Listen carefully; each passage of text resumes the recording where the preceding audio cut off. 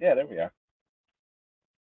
Oh, we just had a chat on the other forum there, and I got a bunch of texts during the chat saying, "You going live? You going live?" So I figured, okay, I'll go live. No big deal. I think hopefully Mr. Clem will be here. I think he chimed in. A couple other guys. I was talking to Klaus and Mick and Simone and all my friends over there. It's a cloudy day today. Looks like it's going to rain. Catch cow. Good morning. How are you?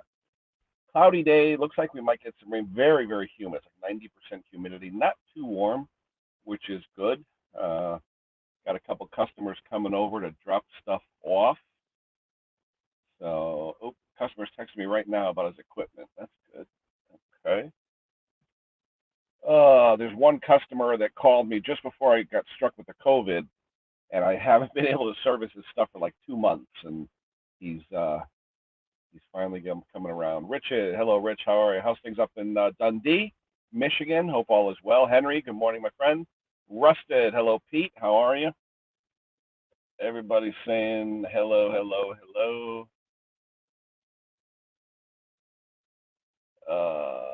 Oh, give me 1 second, guys. I have to respond to a text. I'll be right back in 1 second.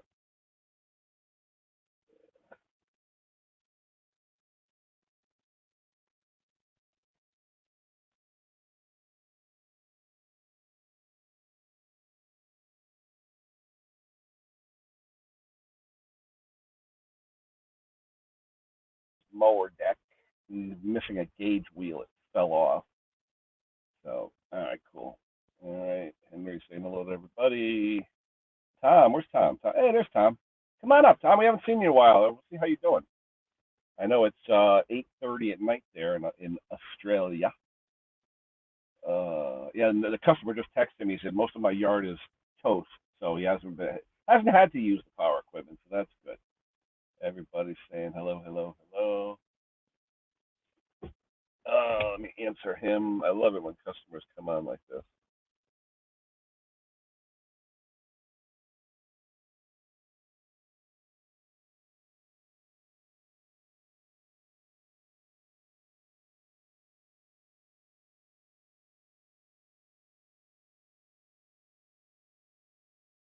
How's that? That's weird. I got a message saying your browser is disconnected from your mic. Uh, Chris, good morning. How you doing? Henry. Yeah, so a very humid day out here in Connecticut. It is. It feels warm because of the humidity. Let's see how warm it is. It is 71, but the humidity is like 85%. So it's humid. It's wet. It is wet. Everyone's saying hello, hello, Randy. Good morning. How are you, Randy? I think he did his 200th video, if I'm not mistaken, Randy, on the red fan. I think it's 200.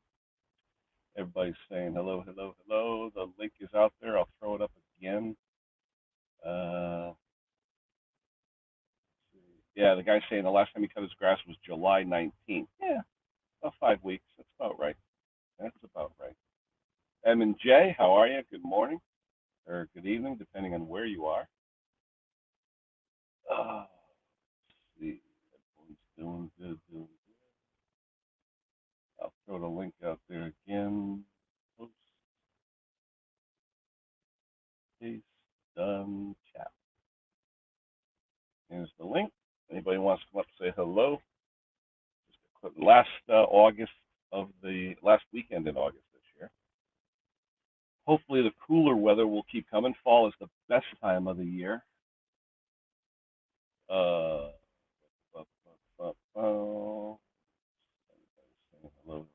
oh, thank you, Rich. Appreciate it. You just bought me my coffee. Thank you so much. Thank you, Rich. Thank you, thank you. Appreciate that. It's funny. I don't make a lot with this YouTube. I really don't. And every month I wonder, am I going to make the minimum to get paid? And usually I just squeak over. But then again, it's content, everybody. It's all about content. I've got so much stuff, and I'm to blame because I'm the worst video editor in the world. I've got videos, and Stella said it to me yesterday. She goes, Kenny, I love your videos, but I hate when you go to get a tool and you don't come back for 2 minutes. Yeah, they say it's easy to edit the stuff out, but I don't know. I just have a tough time. I don't know. I'm a smart guy. Don't get me wrong, but editing, I don't know what the heck it is with me and editing. I don't know. Sandy, how are you, sweetie? Come on up. Hit the link. Come on up. You don't have to have a camera on. Just do voice. Just don't hit when it has a camera. Hit it and cross it out. And this way, we'll just hear a voice. We won't see any pictures. I know people don't like to go on the camera, but you don't have to. You can just go on. It'll show a little circle, and we'll hear a voice. Let's see. Oh, Mended Man's here? I didn't see him. Oh, there he is. Hi, Luke. Good afternoon to you. Everyone's saying hello and good morning. Good morning. Holy cow, chat's getting busy. Getting busy. Motor Coach, hello. Driving a Honda. Is that similar to what Mick did for that roller drive? That transmission that sits in between the large and the small rollers? That was a pretty cool video. Let's see. Everybody's saying hi, hi, hi. Hey, Mr. Condon, how are you, James? I got to talk to you about a generator too, James. I'm working on one now. That one, a Furman. It's a Furman generator. I know you have bought the. When you get a chance, James, if you can, send me the link. It's probably Amazon, where you get your Honda fuel line. I don't have any. I think it's like a 3/16 fuel line. If you get a chance, I want to buy a roll of that because I've been working on a lot of Hondas lately, and you can't use 1/4-inch fuel line. Honda's got like a 3/16 nipple. So, oh, 4-wheel. Oh, okay, like a 3813 or something. Okay. Kevin's here. I haven't seen you in a while, Kevin. Hopefully everything is well. Everybody's saying hello. Yeah, I mean, I love making the videos. It's just if you don't do good editing, you know, a good edited video. Case in point, James Condon. When Jim does a video, it's to the point. Everything's there. There's nothing there that shouldn't be there, and that's why everybody loves his videos. And lately, Jim's turning into the small engine guy. I mean, he's doing a lot of small engines, not just the generators. So, let's see. Holy cow. On the clone. Oh, someone's in the basement. Who do we got? Ah, it's Henry. Henry. Morning, Ken. How you doing? Couldn't let you be there all by yourself. I was gonna say, let me change the layout. There we go. Oh yeah. Like I said, I was on the WhatsApp for a little bit, and then got all these text messages saying, "When you going on? When you going on?" And I was like, oh, okay. So I did Conkers last night, and after Conkers, people are saying you're going to go on tomorrow, and I said, I don't know, we'll see. Hi, Colin, Ireland. Good evening, actually. Sandy Rose is up. Come on up, Sandy Rose. I said, shut off the camera, Sandy. Just don't. You don't have to have the camera, but at least we could hear your voice. That's all we need. HRX 27. Yeah, those are good mowers, Luke. Yeah. Rethink of your channel. I know. I want to see the moped videos, Luke. I get into all your moped videos. Everyone's saying hello, hello, hello. Kevin, is it as humid here as it is, or there as it is here? How about you, Henry? Is it humid up there? That's why I'm still in here. Oh, you didn't go to breakfast yet? No, it's too humid. Like, yeah, nasty. Oh yeah, it's like soup out here. Yeah, it's not that cold or warm, but the humidity is kind of crazy. Yeah, yesterday morning I was out there at 7 o'clock and I was already drenched. Well, it's like me. If I go home, if I go inside, I won't go back out. But then if I stay out, screw it. Just get soaked, get wet, and just do what you got to do. Yep. Oh, this week's going to be a busy week in the shop because we got Labor Day coming up. So, but actually, James, I just got your text. That's what I bought yesterday. It came with the clamps and the protective sleeve for the Honda hose. I bought I think it's 3 feet they give you just to get it out of the woods. I didn't know if you bought it in like a 25-foot roll or something. Henry, what do you do for the Honda? Do you have the special thinner line for the Honda engine? Yeah. What? Yeah, do you buy it by the roll, the box, or what do you get? No, it comes with the sets. Oh, okay, that's what I did. Yeah. I figured, get it in 2 days. It was like $8, so I didn't care. Right. And, hey, there's Tom. We haven't seen him in a while. Tom, g'day! Holy cow! Hey guys, Mr. Australia. Holy shit, where you been? You all right? You back to health or what? Yeah, pretty much, mate. Pretty much. I feel pretty much back to normal, but it hit me bad, really bad. The big C. Well, I tell you, I'm thinking I may be coming down with the rebound thing that Oh they call it. no. Yeah. I'm Yeah. starting to get like the real phlegmy and the coffee and all that, and I'm like, oh, geez, I hope not. No. No. No. I hope not too, mate. Yeah, you did say that you took that extra medication. Oh, never again, Not good. never again. That thing was so. You know what? It did help. After 3 days, the major like sweats and stuff were gone, but anything you ate came out liquid. It was terrible. And that was one of the things that would happen. And now the Yeah. doctors, I'm going to be coughing for 5-6 weeks. So, yeah, not fun. Not good. Hey, we're slowly getting back there. Good to see you, Hank. How are Same you, here, mate? Tom. Same here. How you doing? You good? Are you all well? Are you? I'm fine. Yeah. Good. Yeah. Good. You I haven't got to caught make the a big run C? at welding school with Hank. I got to do that one of these days. Yeah. What welding? Well, he does a lot of welding, and I don't, and I suck at it. So he was going to show me how to weld up a couple things. Ah, do you do TIG welding, Hank, or just MIG welding? No, both TIG, stick, and MIG. I could learn a lot from you, mate. Yeah, I've considered getting a welder, but put it off through the fact that I've heard that, especially TIG, it takes a lot of practice to get a good TIG weld, and it's kind of put me off. That's it. Sturdy hand and a good feeder. One feed. Hey, do you feed it with your thumb like the pros do, or? Well, it's 3-finger feed. Okay. You're moving that stick right along. Yep. Like that.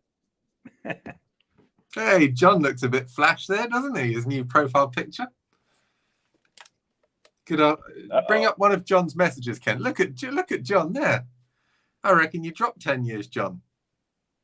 Looks like he has something growing out of his ears, though. I don't see it. Yeah, that's the lights. Lights are from the back seat or something. Yeah. Oh, okay.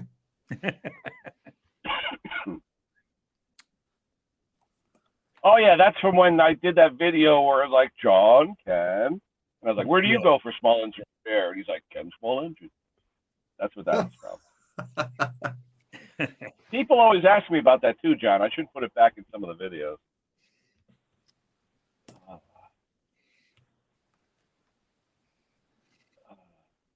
Oh yeah, ear hair. There you go. That's one thing. You get over 50, you get a lot of ear hair. Probably hair if I had a... I have a guy that I work with in a different plant. Literally, the guy's got 2 inches of hair coming out of his ear. 2 inches. Yeah, I've started to notice I'm getting it out of my nose at the moment. I'm thinking, what? I hit 30 and I start to get nose hair coming out. What the bleeding hell's going on? I'm currently making strops. So if you're wondering why I'm looking down. Your Instagram videos. What was that? Sorry, Ken? I was watching your Instagram videos. Oh, which one? I've done loads. Well, you're doing the one where you're showing the block and the different material, all that. Yeah. I've spent a lot of time on Instagram recently, and I've kind of gotten back into a bit of carving. Haven't been on YouTube. Yeah. I haven't actually. I haven't been on YouTube in a long time. I haven't done any video. I haven't felt like it. I haven't felt like getting the camera out. Yep. Haven't felt like editing. When you feel sick, I'll tell you, the camera, that's the last thing you want to do. I tell you, it hurt my channel with the camera. It really did, yeah. Yeah, I've got no motivation to repair anything. I've got no motivation to film anything. Although I did actually put together a new spoon that I've for some strange reason, COVID's made me get back into doing a bit of carving, and you can't quite see the design behind it, but there is a penciled out. Oh, there you go. Thanks, Ken. You might just be able to make take it out then. No, leave it. I see it. Can you see it? Yep. Oh, Yeah. yes. Have you sold any of them, or? Oh, I used to sell them all the time. I'll take it out because the bowl's cool. I used to sell them all the time, but I don't anymore. I do it for pleasure. And I teach the craft and teach the sharpening, but I don't sell the my work. I made a cooking spoon the other day actually as well. And then I made a ladle. Here you go, look. It's an asymmetric bowl designed for a left-hander. For a left-hander. What is the wood? What's that wood? Cherry wood. Cherry. That's a hard wood, yeah. Yeah, absolutely. Hey, do you sell a blank like that to individuals that they could use as raw material? I used to, yeah. Not abroad, because by the time it'll get you, it'll be all covered in mold and half rotten. But might be more clear like that. But yeah, what makes it left-handed is this bias. Where is it? Here. Where are we? No, it's that. Yeah, it's there. When it's in your left hand and you're scraping a bowl, you can scrape with that, which is the portion that's designed to make the same curvature as the shape of a bowl coming up at the sides. Okay. So if it was a right-handed, difference in a left-handed and a right-handed spoon. What was that? Sorry, what was that, Hank? There is a difference in the left-handed and right-handed spoon. Yeah, exactly right. If you imagine a bowl that's got the curve to a bowl like that, this kind of matches that curve. Where is it? Like that. Yeah. So, yeah. Sometimes they're lefties, sometimes they're righties. That's like the screwdrivers they make, one's for the left, one's for the right. I feel like you're taking a piss on that one. How about the guy that had all the adjustable wrenches on the wall, and it had all 1 millimeter, 2 millimeter, 3 millimeter, and he had the adjustable wrenches adjusted. Yeah. And then, oh, really? I thought you were going to say imperial and metric adjustable wrenches. No, that's what he had. He had that too. He had about 72 of these wrenches, all adjusted to exactly whatever he wanted. I was like, really? And they have left-handed and right-handed ones too. There you go. I think he needs to get a bit of a life. How many people do not know how to use an adjustable wrench? Exactly. Yeah. Yeah. Actually, funnily enough, talking about that, I wrote on my adjustable. Would you break off the movable? Yeah, there you go. Yeah. Where's it gone? Yep. So I had it the right way, tighten and loosen. The wrong way. Yeah, it's like a pipe wrench, You could only use it one way to tighten and one way to loosen. Yeah. So my understanding about that is as you turn, the bolt should be going into the driver itself. Is that right? So it doesn't slip out? No, it's the opposite way that you just said. The way. Yeah. You don't want the solid fixed part to be wrapping around. Right. Grabbing.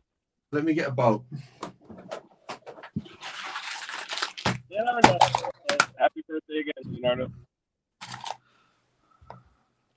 All that. So I was always taught, I was told. Now go clockwise, you looking at me. Clockwise, you looking. Oh, that's counterclockwise. That's counterclockwise. Yeah, that's that way. There you go. That's going to break. You don't want to put all the pressure. You don't want to put all the pressure on the screw. Yep. There you go. Yep. So now all the pressure is going to the corner of the lock. Yeah. And there is a left-handed and a right-handed adjustable wrench. They make it so when you screw that screw in with the left hand is different than the right hand one. Actually, Bruce Pender has shown that on his video. Yeah, so essentially with this, you want the bolt to be wrapping in rather than out of this adjustable jaw. Yeah. You want that thicker end to be taking the brunt of the load. Exactly. You want to be pulling away from that thick end. So pulling to your left. Yeah. There you go. Yep. Yeah. I was told it was because you want the pressure on the bottom of that movable arm, not on the top. So if you go to your right, it's putting the pressure on the top of that movable piece. It'll loosen it. You want the pressure to be on the bottom of that movable piece so it locks it in place. So if you go to your left, right versus right, you know what I mean? You want the pressure to lock the screw and not cantilever the top of it and loosen it up, Right. I think, so the way that Can you see the way that I was told is that if you go and turn that way, this bolt, this bottom corner here, is digging in and pushing against the inner part of the jaw rather than the bottom part, and it will slip out. That's right. Exactly. Yeah. Yep. Yeah. I wrote it on there because I knew I'd forget. Tighten and loosen. What's Wayne saying? Pull cords are right-handed people. Yeah, it's true though. Depends. You know what what really sucks though? When you find pull cords on leaf blowers, walk behind leaf blowers, they always have them in such a way that you bang your knuckles. I don't know why they do that. Hedge trimmers too. They're hard to start. You know, you got to hold them by the handle. They're nasty. Leonardo, steel is made in Germany, but the Zama carburetor factories are in China, and they own Zama. Oh, hold on. What's going on here? Am I the center of attention now? There we go. Oh, glad we got that cleared up. Yeah, it was right in the end. That's fine. That's good. To be honest, I never used to put that much thought into it because I don't normally put that much force through a bolt with an adjustable. I try and use a normal spanner wherever I can. Well, just think of it this way. If you have that wrench in your hand, do you have the solid part on the top if you're tightening or the movable part? Usually it's always a solid part on top, you know? Depending on if you're tightening or loosening. You know? Yeah, I was going to say, as soon as it depends if you're tightening or loosening, doesn't it? Yeah. Yep.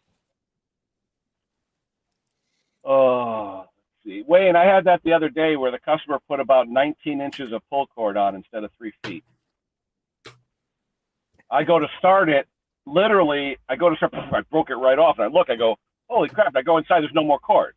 So I said to the guy, how much cord you put on? Oh, they told me to put 20 inches. I'm like, no.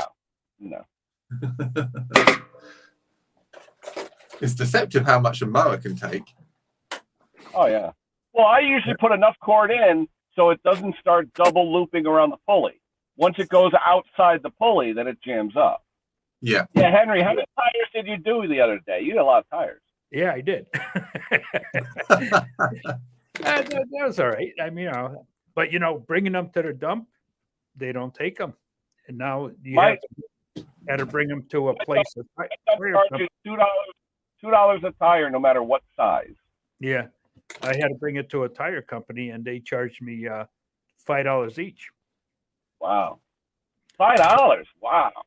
Mm. Oh. Tommy, we were talking about the right and wrong way. There's videos on that. I think Bruce Pender has a video on how to use an adjustable wrench the correct way. Well, he also showed the left and right ones. Yep. I'll have to check that out of curiosity. Dick. 7.5. It depends on the starter pulley, Wayne. If the starter pulley, like the plastic brake starter pulley, I think if you go more than 6 feet, it starts to pop out of the pulley. Oh, look who we got here. Phil. Hi, Phil. Oh, guys, how you doing? All right. Hey. How was dinner, Phil? We got in at 2:00 this morning. Oh. Where did you end up going? Did you just stay local, or where'd you go? No, we were down one of the towns we're about an hour away from us. So Anne drove there and back again. But it was great to see some friends we haven't seen for a long time. Yeah, good evening. Thoroughly enjoyed it. Yeah, it's thanks for looking after the stream last night, Ken. It's kind of you. Yeah, we had a fun chat. Mick showed up. Everybody, so it was fun. Yeah, we had a good time. Yeah. Oh, excellent. Yeah, because I know Mick was working. He'd do double shifts, wasn't he? Yep, that's what he said. Yep. Yeah. Oh, good. Well done. That is excellent. Hope everybody's well. Yeah, Mick said today's taking Riley to get he's got $10, Riley, so he wants to go get a toy. Okay. Yeah. I'm sure they're finding. Hi, Sandy. Yeah, I'm sure they'll find him something. It's the old boy. He's good as gold. But yeah, we've just heard back this morning. I don't know if I ever told you our flights back when we were on cruising. What about? We got delayed, so they owe us money. We finally heard back from this morning, but they've only offered us half of what they offered our traveling companions. So told them to go in, sharpen their pencil, as they say. I'll be back in a minute. I'm going to go make a cup of tea. Yeah, okay, mate. See No, you in a no, few, no guys. sugar for me, Tom. No sugar. Yeah.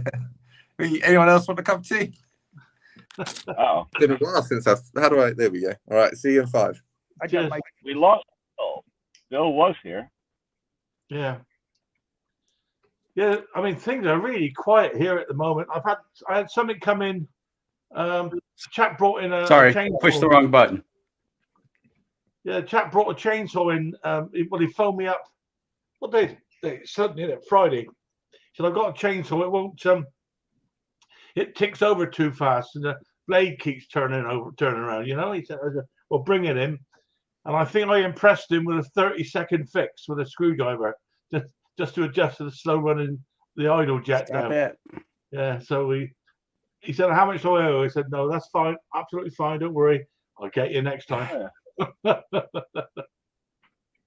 But apart from that,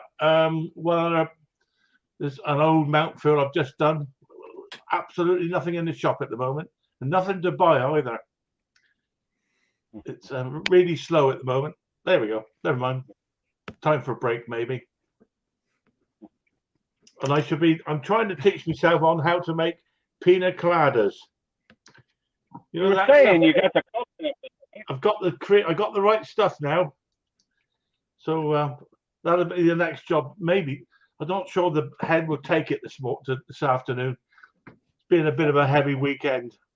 Well, you were saying Annie drove, right? You were in the passenger seat, passed out. Yeah, she drove. Yeah, she drove there and back. Her car. She got a little tiny, what we call a Ford KA, tiny little thing, which suits her down to the ground. But I can't get my feet on the pedals. You know, I hit the brake and the throttle at the same time. You know, it's so she had to drive. Never mind. Okay, I'm finally situated. Yeah, well, you know, it suits her. I mean, she drives it like a bumping car, to be honest with you. She frightens the life out of me. You know, it's we're going around corners on 2 wheels, like, you know. But there we go. So about you guys, you all been busy? I presume you must have been. yeah. Busy as I want to be. Fair. That's a fair comment. Well, it's 8 o'clock, and a guy just brought me 4 weed eaters and said, if you can give me one that works, you can have the rest of them. And well, I'm sitting here, so I've got 3 weed eaters to fool with. So what, Bill? The cheapos or what? What are they? Oh yeah, nothing good, but it's like, of the 3 he gave me 4, and I put one next to the garbage can. I'll put it by the street, and somebody will be crazy enough to pick it up. But yeah, little craftsman's. I'm always offered weed eaters, and I said, nah, keep them up. Well, now I like it because, like, his was pouring gas all over the place and had this problem, that problem, the other problem. And so I mixed and matched him a straight shaft out of what he had. Yeah. And then put new fuel lines in it, new filters, put a new primer bulb in it, because primer bulb was cracked. And off he goes down the road, you know, 10 minutes worth of work. Yeah. I'm not a great lover of 2-strokes, I'm honest with you. It's I like them because they fit on my bench. yeah. Well, I get my get one of those with the clamps. You know, the stand with the clamps. Yeah, I just use a stand. I got a vise, bench vise. Yeah. It's got the angle of it's got like they're rounded underneath the jaws. Yeah, I've got a bench. I've got a regular bench vise on the far end of my bench. Yeah, and I'll put the head of the weed eater in the bench vise if I've got the whole. If I've still got the end on it, usually I'll take the end off, but some you can't. So I put the end in the bench vise so that it'll sit still, and I don't bang it around. And I've got it turned at a little bit of an angle so that it runs the weed eater across the middle of the bench. Yeah, I find you start it up and you're chasing it around the workshop next thing for you. You look around, you know. That thing, Bill, the clamp, and you put it on a tripod, and then you can clamp on the trimmer head. Yeah. And then you can pivot. Wait, now mount it on a tripod, pivot it. Yeah, I've pondered that, but the reason I don't do it is if I've got it sitting on the bench, I can keep all my little bits and pieces all around it. Yeah.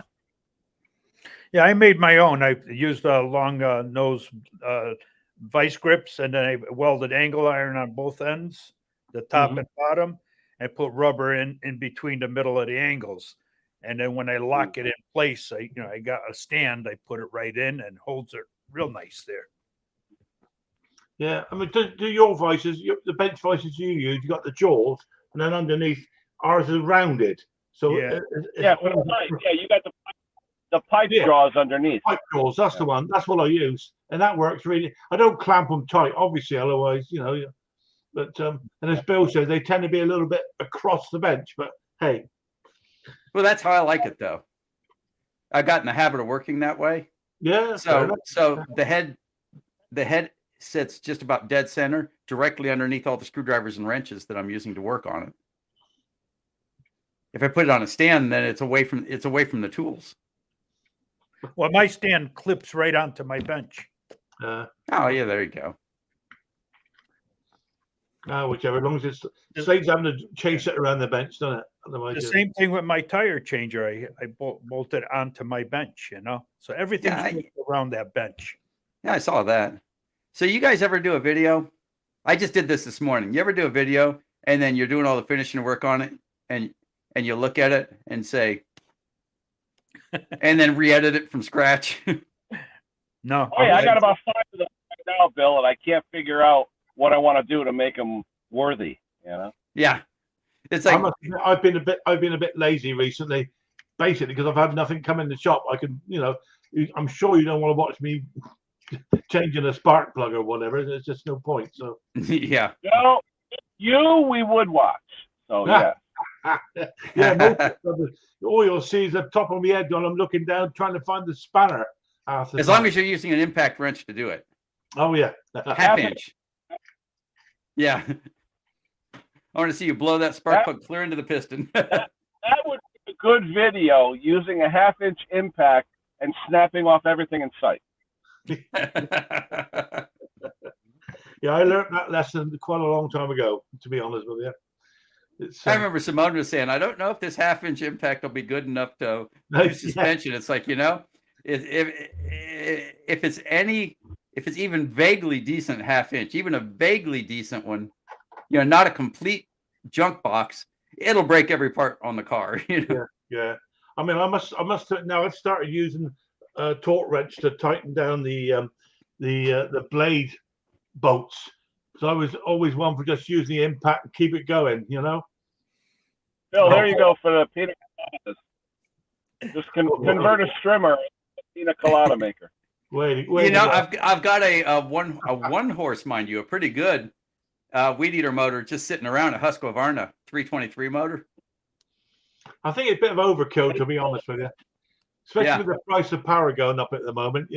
Oh dear. Yeah, that would make one heck of a shake maker, wouldn't it? Sure. Yeah.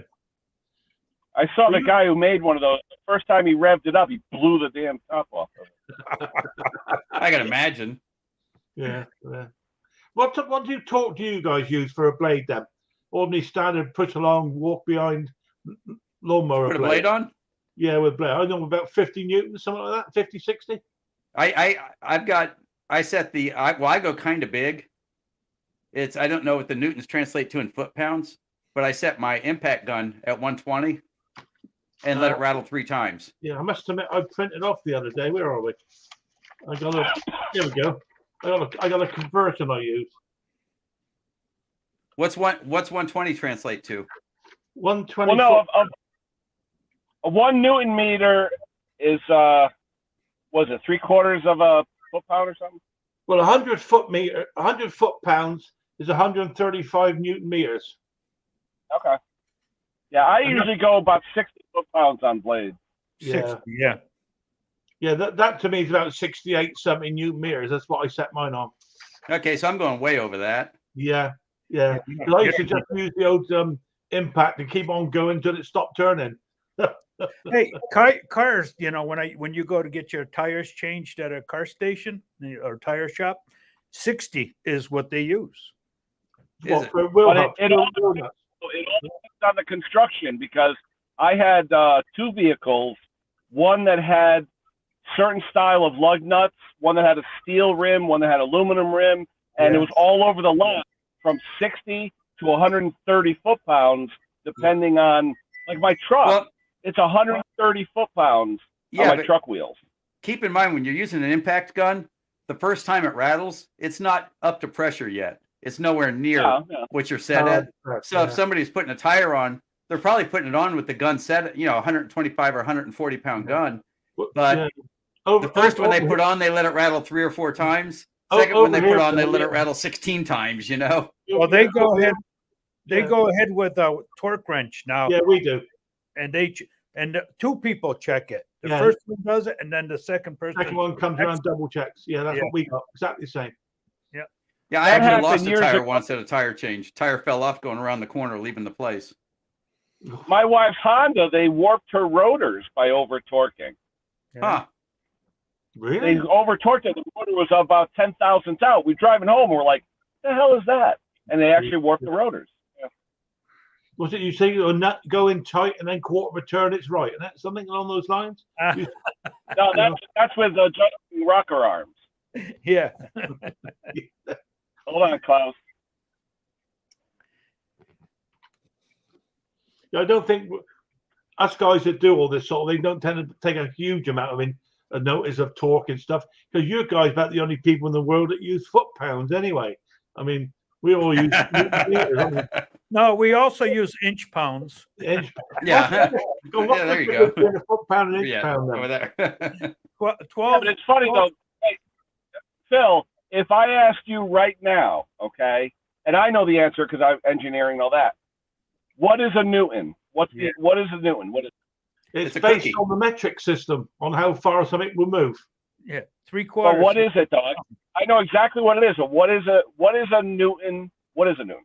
What a unit of energy, isn't it? A Newton is a kilogram meter per second square. That's what a Newton is. Only Newton I know is Wayne Newton. I know big Newton. Big Newtons, but Ken, I was about to say that. You got just in front of me. Hey Ken, you know what we got to do? How you doing, Klaus? Is we all have to ask Sandy where she's at.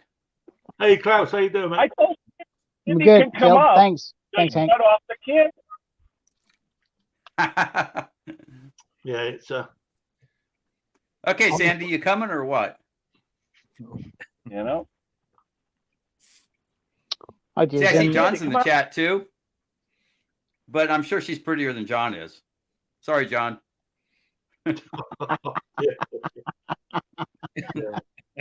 Klaus, what do you use? You use Newton meters or foot pounds or foot inch pounds? I'm one of those guys. I'll take whatever you have. No, what I mean, normally Newton meters. When you learn about this, Newton meters or kilo per meter. Kilo per meter, Newton meters, very close to each other. But otherwise, my torque wrenches, I think they do come in. Sides of mine, Newton meter on one side. I got Newton meters and inch pounds on this one. Oh, no, that's the smaller one. I got a 3/8 inch drive, 1.5 inch drive one. I use the 3/8 for on head bolts and stuff like that. You don't want to be weaking them down. Yeah, I got 3 sets. And that, quarter, 3/8 and half. And half, yeah. I don't think I have a 3/8. Mine go. I have 3, but quarter inch is the one I use the most. Flickers. I got one beam wrench. I still have a beam wrench. Yeah.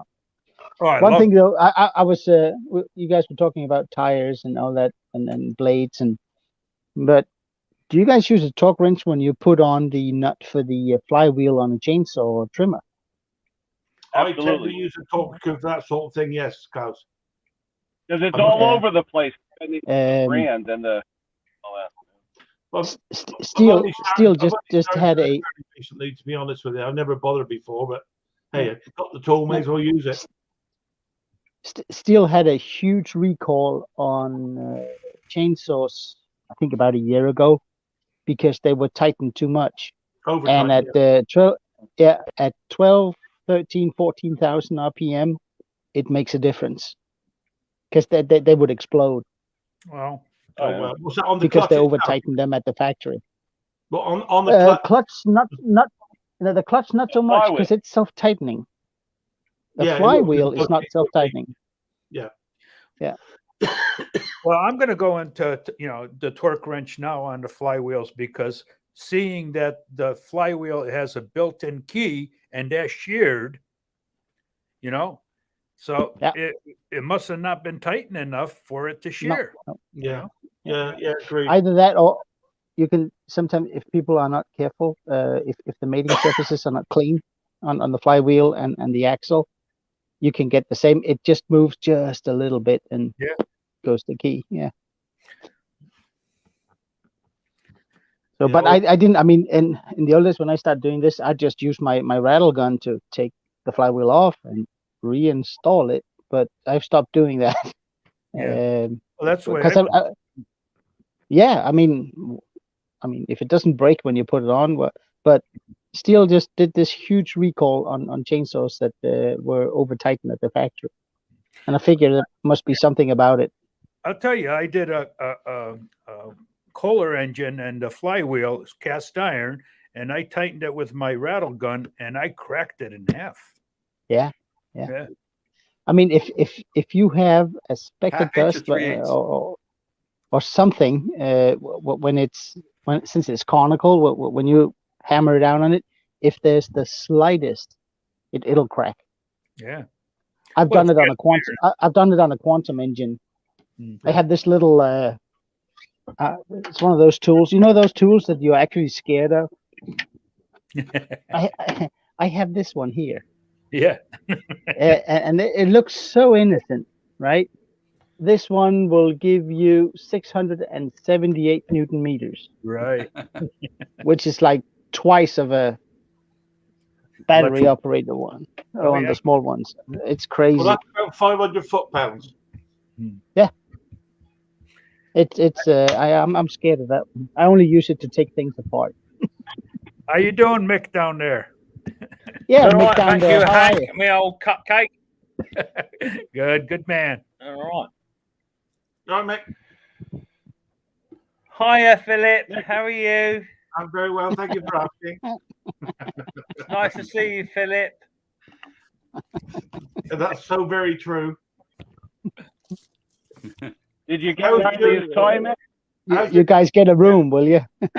He's been shopping. He bought himself a new. What's he bought? Oh, I'll show you in a minute. It's hilarious. James. Hello, hi, James. Hey, James. How you guys doing? Can you hear me okay? Oh yeah. Oh yeah. Loud and clear.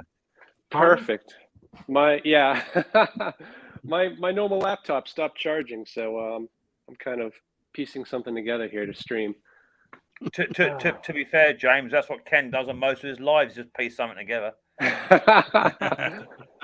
From his car.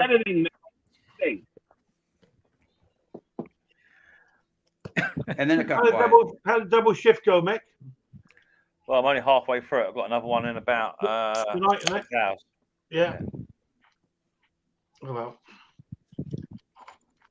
And in between that, I've got flat packing to do. I hate flat packing. What is that? What is that? It's a new radiator cover. Hi, Riley. I got a few nuts and bolts. Do you want to borrow them, Mick? Riley boy, what have you got, boy? What does he have? Oh, look at that. You got that? You got that? Oh, wait, is that Mr. Potato Head? Was it a lot of cucumber head? Yeah. It looks like Big John. And go and show me the other bit you got as well. He got another present. He maximised. He had £20 to spend. He got £10 from Stumpy and £10 from the plumber. So he had £20 to spend, and he saw an aisle that was 2 for £20 toys. So he maximised the purchase. Yeah, way to go, mate. And then he decided to buy this. Riley, come get it. Bring it here. That's John's belt. No, James, how's the weather out there? Is it like ERP soup or what? You know, it's actually not too bad. I just came back from Florida, so I welcome the weather here. Florida was just brutal. Yeah. What, did you take to Winnebago, or how'd you go? No, we flew down. We went to Disney. Oh, okay. Visited Did Mickey you Mouse. enjoy the heat there? Yeah, it was pretty bad. I mean, I had, the nice safari hat on, trying to stay out of the sun. Yeah. And it was brutal. Wow, Riley boy. Hey. Oh, There we go. Wait a minute. There you You go. know, Oh, What's that? A what's that, cucumber? phaser? It fires little tiny red balls, which actually are quite soft. But I'm telling you, on impact, they come out quite right. Yeah, He's like putting the it right paintball. at you. Yeah. That'll wake you up. Well, I love where he's pointing it. Yeah. yeah, right in the ear. No fear. That's what John just wrote in there. He's got ES poop.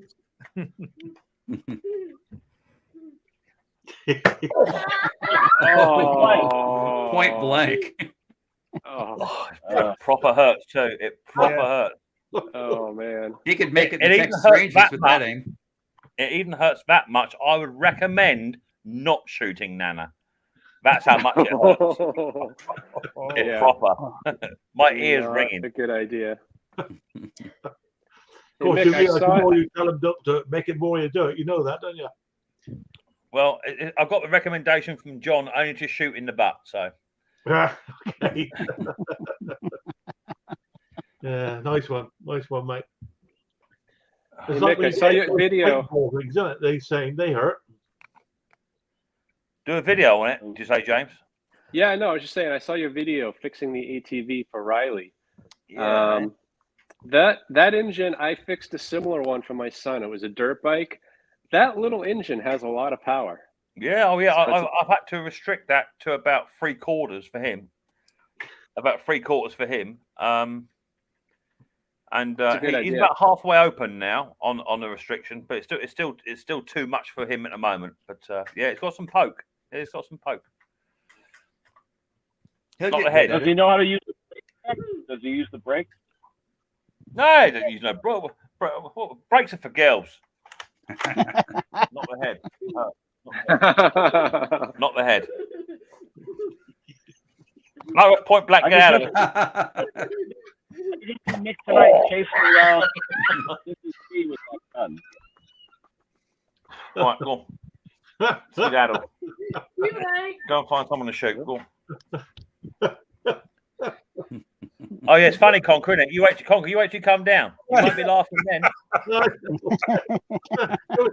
Go and shoot the cat, Riley. You'll be all right, boy. Oh, Yeah, no, go no, no, and shoot the cat. Go on. no. Cat, I love it. You're gonna kill the cat. Why? Yeah. And your point is, Yeah, and the problem? Ken, can you change your view on here? I've only got half my head. That's a personal problem, Nick, not me. Ken, don't get smart. What? Ken, don't get smart. I saw your last video of you shaking something up in your driveway. Remember? I can use that. Oh, that was Evapo rust inside the 5-horse gas tank. You see me? I don't know. It could be one. Don't point it at yourself, Riley. See, why do you say that? Not when you got Dad right there to point at. They do what you say you don't want them to do. He's trying to put it in auto mode. Yeah, hang on, because that's going to kill the laptop, isn't it? Yeah. Yeah. Let's see if they've got anything in there. Got anything in the chamber? Yeah. Oh, it's loaded too. You sneaky little. He's a sneak, isn't he? Okay. Yes, mate. Just like a Glock 9. There you go.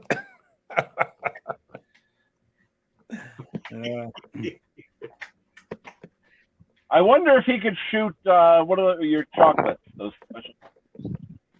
Aye. What are the chocolates you like? Kindle eggs. Kinder Egg. Yeah. I wonder if you look, could. look, trying to figure it out. Look, you're trying to figure it all out, ain't he? Look, flies on him. He'll figure that out. Of course, point blank. That's right back of the head. That is right back of the Nick, head. that's, if he ever goes through, that's gonna hurt. Yeah. Oh look. Hi Tom. Hey.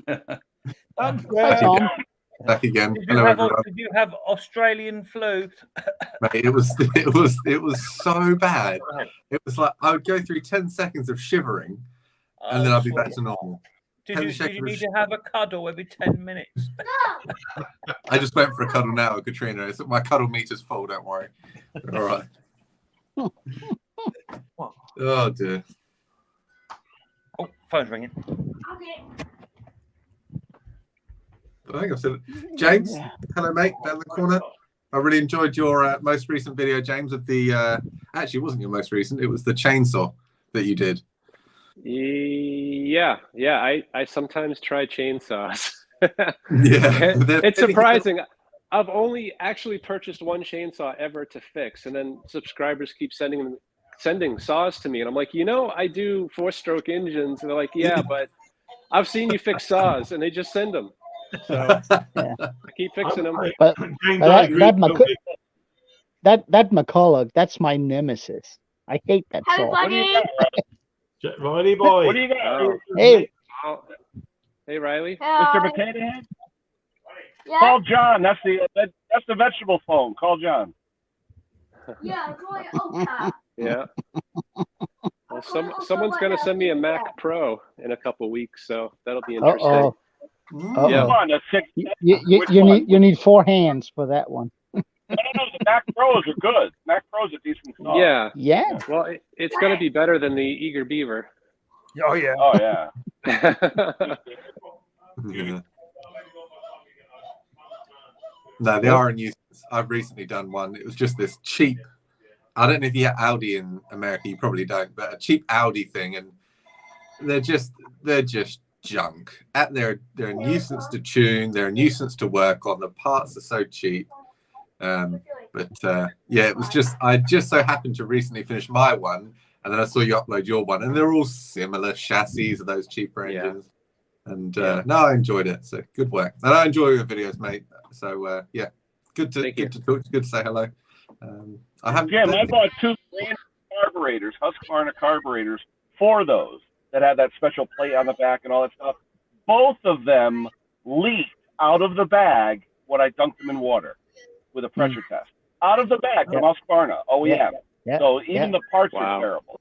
Yeah, it's a made in Wuhan product, all the way. Yep. And you might and the thing is, I don't know how it is with in the States or in Australia, but if you want to buy just say an intake gasket for it, and you go to a Husqvarna dealer, say I got a McCulloch, this and this, and they go, sure, oh McCulloch, you need to buy the gasket set.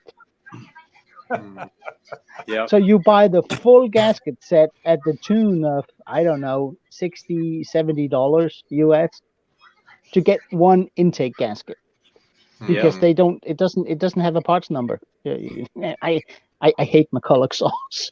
I really do.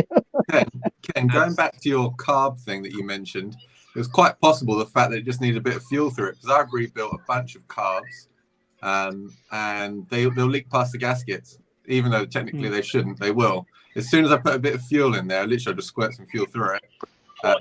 Usually they say never pressure test a carb without the needle will leak. Yeah. Right. Yeah, it's got to be wet. It has to be wet. Gasket. Yeah. So I wouldn't be too surprised by that. I've done a bunch of carbs that I would then instantly go and pressure test, and they'd leak, and you'd spray it with soapy water, it'd go all around the gasket. It wouldn't even go past the needle. It would just go around the gasket. But also the needle, if it's dry, it'll leak. It'll leak. Yeah. Yeah. The time you just use a rattle gun on it. I do. You'll be all right. No, I mean, if I've redone a carb, I'll simply, at the fuel inlet, I'll just give it some WD-40 in there, or something, and they usually test fine. Yeah. Hey, joking aside, Kong, I actually use my impact driver to zip out the little screws on the top of the carb. I actually do. And I'll seat them with it as well. That's how lazy I am. It's terrible. Yeah, I keep a screw gun right next to the impact driver so I can reach for the right one. Yeah. You get a feel for them. Well, yeah, and the screw gun's got a softer trigger than the variable speed's a lot softer on the screw gun than it is on the impact gun. Next to Mick. There's a hat. You're a bad influence on Riley.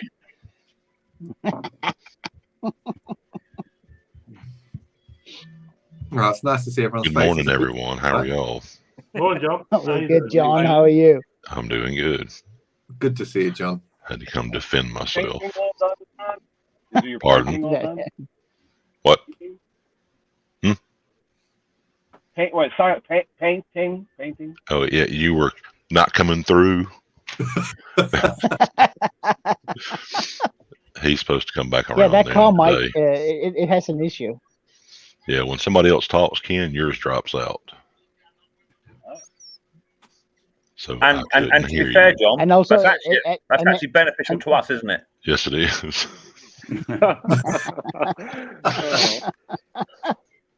And there's your payment for holding a stream. Hey, John, you should make a video about it. Put down, mate. About what? I mean, it doesn't matter what, just a video about anything. Maybe one day. Squirrels. I'll make me a 28-second video this time. Yeah, James, I don't know if you've watched Tom's videos. When you got about 15 seconds to work with, you can watch all his videos one day. You're taking the piss out of me. You said Tom or John? It's Oh, a- John. Aw. Get to binge watch them. Yeah, you can binge watch it. Yeah. Yeah, on the way down the stairs, you can binge watch it. Yeah. I must admit, John, you are a bit spooky. You look like your face is floating in the midair. Yeah, The floating head. It is, yeah. that's amazing. Ooh. Hey, Riley. Who's that, Riley? What's his name? Mr. Cucumber. That's right. Can you drop What's me, that please? phone Just thing? put Riley up. What's that phone thing? Just spook me, mate. Come and show me your phone. I want to see your phone again. Bring it here. Bring it here. No, that's a different phone. Come and show John your new phone. It looks like John. Come bring it here. Hi, Cucumber. Yeah, look, it's a little phone that looks just like John. Look, see that? It's got a little sort of. Yeah, it looks like John. Yeah, no hair, big ears. That's African American. Yeah. Actually, it looks like something I pushed out of the toilet this morning. Wow. Then you may need to go see the doctor, Mick. Well, I need to go and see the doctor for two reasons. Because one obviously for that, but obviously the second reason is that this morning Ken decided to show me a photograph of him on the toilet this morning. Oh. Ew. Ew. Here's the funny thing, though. Mick had a picture, same exact picture, and then he goes, "Hey, did I have corn last night?" The difference is, Ken, right? This is the difference, is that I had pants around my ankles. You had nothing around yours. Yeah, just walking to the toilet. That means Ken's walking to the toilet with Big Ben hanging out. When you gotta go, you gotta go. I gotta go, Ken. I'm just taking a phone call, so I need to go. I'll see you guys before next Saturday. All right? Yeah, See you later, Phil. Thanks, Tom. Yeah, Conquer. See you later. Take it. Yeah, John. Don't make that video. Yes. Which one? Oh, The yeah. one they're talking about. Yeah. Yeah, Keep the no, video we're camera good, out of the thanks. bathroom. That's the messiest I've ever seen James. Oh, that's cool. To work back like that. It's your own fault. It's your own fault, James. You left the camera on with a messy workshop behind you. It's your own fault.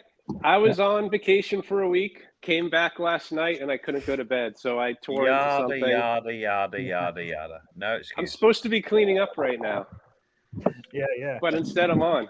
It's not always working. nice to have It a is- good it is a selection of mess. spray cans. Well, that's how it is when you Uh. get 80,000 subscribers. Yeah. Ooh. Yeah. He's close to that 100,000. Oh, Wow. There we go. That's my creation from last night. It's a Franken generator. Oh yeah. Oh, It's a Yeah, Chicago James, you Electric. still have, you got all the rotors and stators and everything under your bench.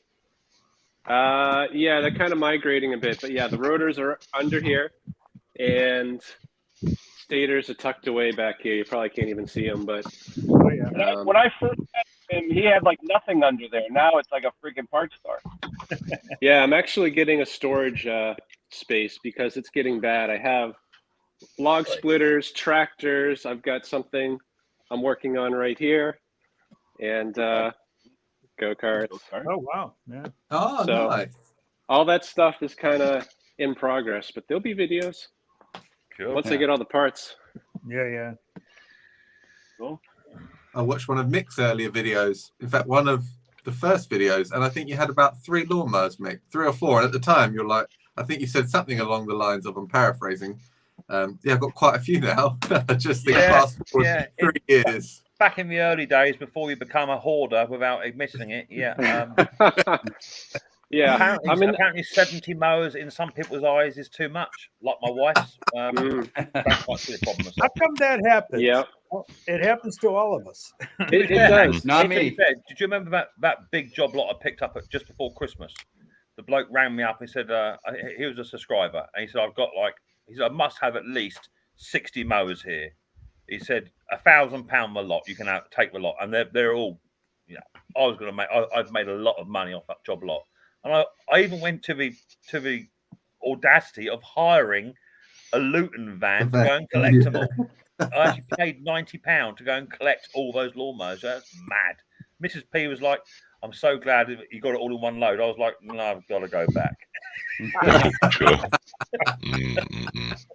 Yeah. What's going to happen at the end of this season? Do you expect to have a lot more sales coming up in the next month or so? So yeah, my prediction is we'll get a bit busier just as we enter just before fall, and then there'll be a little mad rush for that, and hopefully some good repairs too, because no one's been using any mowers for about 2-3 months over here in the UK because it's been so bloody dry. So I'm hoping to get a few repairs in and sales to go back up, and I've already got a good stock already for next year already. So yeah, I should be busy, doing what I do. Yeah, sales have been terrible this year. Yeah, same here, James. I think I sold one yesterday. I purchased it for I don't know £80, sold it for £375. So good money to be earned. Yeah. But that's the first sale I've had in 3 months. You know what? People are starting to wonder: should I buy gas power or should I wait for electric or battery power? That's going to be the issue. I think that is that's definitely on the cards, 100%, Hank. But I don't believe the home user person is quite ready to make that commitment as of yet. That's what I'm saying. It's getting there. I see a lot of homeowners, they want to buy the electric trimmer, but still have the gas push mower. Right. They just don't want the water. They're testing the water. They're going to go into the trimmer first before they go into that. Well, they don't like to mix and store the 2-stroke. So for like trimmers and things, they'd rather go electric. Yeah. I have a regular, residential small European garden to the house, and I got one of those cordless electric trimmers this spring. None of my gas-powered trimmers has been started up yet this year. Right. Did you take the fuel out of them? I use the good stuff. If you watch my, I've got 2 videos, Klaus, on how to winterize your equipment, mate. If you watch that, you'll be golden. I only mix what I use now because I watch Mix Mowers, the Mower Man's channel on how to use 2-stroke fuel. It's the best way to do it, and I think it is. Mix what? Did you say? Hush now, John. What's the name of that channel again? This will live in your tank for 2 years. Don't start. Yeah, but will the fuel line still be there in 2 years? Yes, it does nothing to even the cheap fuel lines. It does nothing to it. I got a video coming on a chainsaw that sat for like 3 or 4 years, 5 years, and he told me that he only used the True Fuel from the box store and everything. But whoa! But True Fuel is not the same as this. No. Yeah, but when I took the gas cap off and turned it over, the fuel line came out in 3/4 inch pieces. Mm-hmm. Yeah. But this stuff is alkylate gasoline. It does nothing to plastics. I mean, go watch Terrell. He's done not a scientific video on those types of fuel, but still a good one. I mean, this stuff has a shelf life of 3 years in the can, 2 years in the tank. I have two chainsaws that I never use. I pull them out once a year, yank them, they start, let them warm up, put them back in the closet. I'm thinking it takes me about 45 seconds to empty the gas tank at the end of the season. I think take the cap off, turn it over, dump it in the funnel. I can do that. What Hank is saying though, Klaus, is that in the video I've done, I think so many I'm not bigging myself up. So many home user people without the experience, right, of mixing fuel. They tend to mix 5 liters because that's just what they do. And that is generically where the problem lays. They get E10, E95, ethanol free, whatever it is, because it's all irrelevant. Dependent, if you're going to put 2-stroke oil into the fuel, that is what's going to break down inside the fuel. Absolutely. So if they mixed up John behave. Yeah, with John, I just switched off. If they mixed up the smaller quantity, say mix up 300 mil, just enough to cut their garden for the day, you wouldn't have those problems. No, but I mean, if you're going to the cheaper scale of equipment, I mean, regular gasoline with or without ethanol will eat away at your fuel lines. It'll make them dry rot or crack or go hard. This stuff here doesn't. I'm with you on it. It's the only stuff I put through my chainsaws. I won't put anything other than motor mix, but I mix it a bit richer. But all my stuff that I buy and sell, that gets unleaded 91. Yeah. But you're right. It's convenient. It starts. You know what you're getting. You don't have any of the ethanol problems that everyone seems to have.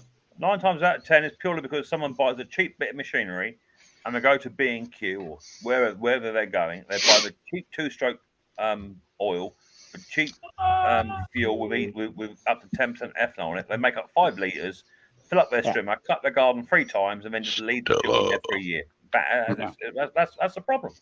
Yeah. But that's what keeps us in work. It's as simple as that. Absolutely. Exactly.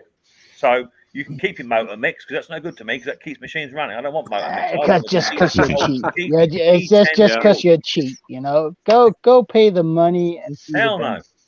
I know a lot of companies. Apparently, a lot of like tree care companies have all moved over to the motor mix because they don't have the problems associated with pump fuel. Yep. I mean, I have the problems though. I have professional. Stay fresh, wouldn't it? I have professional arborists that comes here, and if they're out of motor mix, they won't cut your tree. They'll go get some. I've heard people say that they won't put anything back.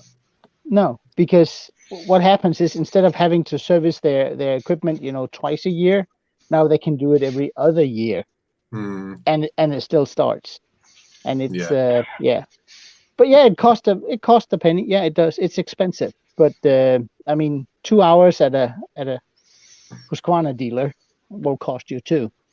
Yeah. So, No, I do agree. But we were talking about it last night, and I mean, you Americans, you're getting screwed big time, because stuff like True Fuel and whatever they call it, that's not alkylate gasoline. That's just ethanol free regular gasoline. And it's got a shelf life.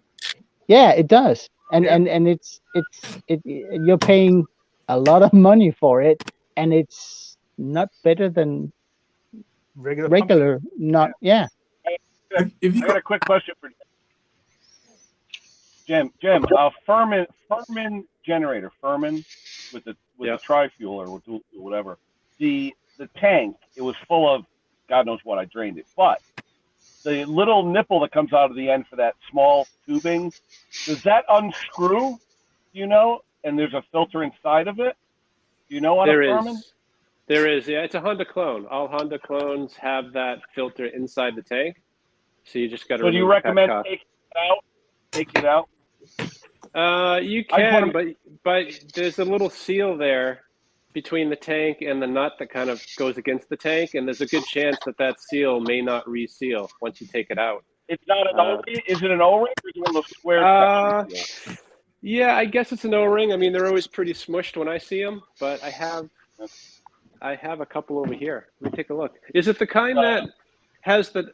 Well, there's two kinds. Let me grab them. Yeah, it's got the little teeny nipple coming out, but the parts list shows a big filter inside.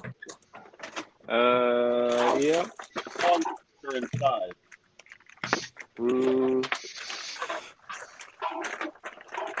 There was so much crap in that tank. Literally, there was a gallon of water and all kinds of stuff.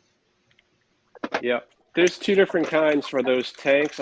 Usually, it's one that looks kind of more like this. Although no, this is nothing like that. All it is sticking out, just the nipple sticking out. It looks like the shutoff is in the front of the Furman. The shutoff is totally different. This is just a nipple coming out of the tank. The shutoff is on the control. I haven't seen one like that actually. Okay, so I'll do a video on it. Yeah. If the nipple's just sticking out, then the filter is in the hose. Well, no, this one here. Maybe. The clones, though, the clones have that 3/16 fuel line, so most of the filter is a 1/4 inch. So the 3/16 fuel line usually has to have it in the tank. Okay. I think that's what's sticking up in the tank, but I was unsure about taking off the nipple, figuring I didn't want to not be able to seal it back up. Yeah, that's a good concern, but I mean, it's an O-ring on the filter, and usually the part that screws on also has. I think it's an O-ring, but it's pretty smushed. This is a used one. In the Furman, it's got a valve like that for the 3/16, but it's on the side where the outlets are. So you have a little 10-inch piece of hose going to that, then that goes to the carburetor. Okay. Is it something like this, Ken? Hold on. Yeah, but it's not as big as that, I don't believe. It's a very small nipple, and it's metal. Yeah, that's what I'm thinking. I'm hoping it's something like that where I could just put an O-ring or something on it if need be. Yeah. Does it look like it's threaded? The shutoff is on the side. Yeah, it's threaded. Yeah. Okay. If it's got a square hex bolt type contour on the outside, it's usually screwed in. It has thread.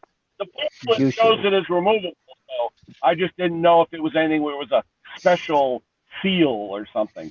Sometimes they use like kitchen washers, like thick rubber washers. Those tanks, those filters usually don't clog, but if the tank is bad, I mean, if it had bad fuel in it, then I would. Tank had brown muck. I used my Mr. Funnel. It took me a while. There were 7 gallons in this thing, and I had to filter it a bunch of times. Yeah. How about back flushing it, Ken? Well, I'm going to put a gallon of brand new fuel in it, shake it around. Yeah, but I was going to take that screw out first so that it didn't clog in that filter trying to come out. And luckily that nipple is almost on the very, very end, so I should be able to get it pretty clean. Then I was going to leave it out in the sun for a day to make sure it. Yeah. One thing to watch for, Ken, too. I don't know if Furman does this, but some of the Honda clones use a tank that have a 1/4 inch outlet, and then the fuel line actually reduces to 3/16. It's like a specialized fuel line. This is a pre-10 L-shaped 3/16 fuel line that comes from that nipple to a fuel shutoff on both sides. Which has 2 on both sides. Yeah. Yep. Okay. I think Gary did the exact same generator last year because it's got a big knob about 3 inches in diameter that attaches to the shutoff so that you can adjust it on off like that. Yeah. What are you laughing about, John? No, just nothing, sir. I'm sorry. I'll control myself. What is it? The chat had me laughing. Oh, okay. Somebody's being nasty. Doing this and talking about nipples. Yeah, and a big knob. I'm sorry. James, shut up, John. I'm trying really hard. Guys. Nipples. If I glance at Chad, I get to laughing. There's Mr. Furman. Hey, Gary. Hey, how you doing, guys? Gary, how are you? So, Gary, do I take that filter or take that nipple out of the tank on the Furman? Hold on. I haven't come across a Furman yet, actually. Yeah, me neither. I thought you about a firm at one point. No, I had never had to do anything with the tank. It was more or less just the carburetor needing to be cleaned out, but never did anything with the tank. Usually, if you could buy the aftermarket kits that come with what James was showing, the plastic screen with the O-ring on it. Sometimes they're actually built right into it. Yeah. But you can probably clean that one unless it's ripped. But even like the kit I showed you, I'm willing to bet that filter fits. If it's a Honda clone tank, they just put a different nipple on it than probably the other tanks normally use. It's weird on this one. This one has a carburetor. It's a dual fuel, Gary, where all it has is a port with like a JIC fitting or something to a regulator, and it goes right inside of the carburetor to a big nipple. So that's how a U.S. carburation used to modify stock carbs for basically having that port built into it, but you can no longer run it on gasoline. And then the market got smarter and decided to do exactly that. The only thing I've heard with those Fireman's, though, is that they eventually, the diaphragms inside the propane regulator dry out and fail, and they'll have to be replaced. he said he could never run it on propane. It never worked, he says. Yeah. James, what do you got? I see that you have U.S. carb. Did you talk to you? They finally replied. They got back to you. Actually, the email I sent them never went out. I found it in my drafts. So I finally sent it a week ago, and they sent me the proper snorkel. Oh, good. So now it comes off on the left-hand side rather than the right. So they did get back to you. I'm glad. Now, did you talk to Hugh, or did you talk to the lady over in customer service? No, I just wrote the customer service. Gotcha. And, they're kind of a small company out in West Virginia, but they really do. They have the patent on the snorkel. There's no other company that has it. Yeah, no, it's a good design. Hold on. Hey, hold on. I just want to say one thing. Only 6 people talking at a time. Okay. I see Tom up here going. What are you saying about what? It was just so funny watching you two talk. That was brilliant. I do have a question, James. Yeah. When you use the torque wrench, do you use the service manual for each machine, or do you got a rough idea of what cover bolts are? Wait. Hold on. Just to preface everybody, Mr. James Condon is also known as Mr. Click. Click. Oh, Click. Okay. We have a Click. Oh, Wasn't that a movie with Adam Sandler? Did he say Click? With the remote control? I think he said Click. Yeah. It didn't sound like Click to me. It sounded come over something else. Hey. James, serious question. You don't use the service manual each machine. You've got a rough idea as to which bolts talk to what spec. Yeah. I mean, all these machines are Hondas or Honda clones for the most part. So the specs are very, very similar, and there's only a few different size variations, between the bolts. So like when tightening the rotor down, it's either I think an 8mm bolt or a 10mm bolt, 20 foot-pounds or 30 foot-pounds. So yeah, it all looks the same once you start looking at service manuals. They all kind of fall in that range. Can't hear you, Ken. Ken, it's a Dodge mic. It doesn't work all the time. This is the torque wrench. God gave you one.